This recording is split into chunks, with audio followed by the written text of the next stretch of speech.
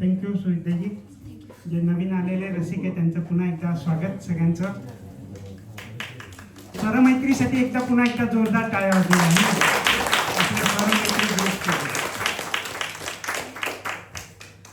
तर मगाशी मी जेव्हा तुम्हाला ते पुणेकरांचा सांगितलं ना रूल, तर एका मित्रानं मेसेज केला की म्हटलं आम्ही पुण्याचे नाही, आम्हाला काय उपयोग आहे याचा. व्हॉट्सअपवर आता मेसेज केला.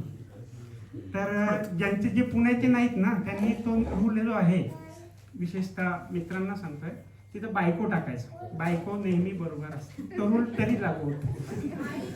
म्हणजे ही टिप झाली. तुम्हाला टिप दिली. ते कधी बोलायचं याचा अभ्यास पाहिजे. हा ते हे बघा, अनुभव याला म्हणतात. म्हणजे थेरॉटिकल नॉलेज प्लस अनुभव असं एकत्र व्हायला पाहिजे. आता बघा मुलं किती निरागस असतात बघा. मुलं निरागस असतात, घरात जे बघतात ते बोलतात.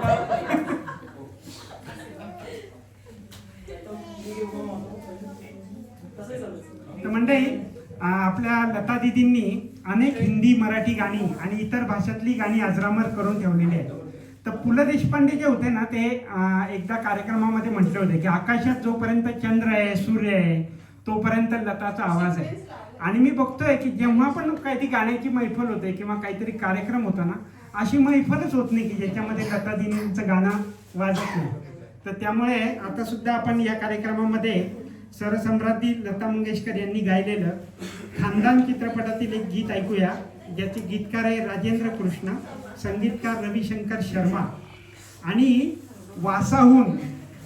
वासाहून आपल्या हेलसिंकीच्या मंचावर पदार्पण करणाऱ्या गायिका रुपाली मनपे यांचं विशेष जोरात टाळ्यात वाजवायचे आपल्याला, कारण आपल्याला त्यांना हेलसिंकीच्या स्वरमैत्रीचा फ्लेवर द्यायचा आहे.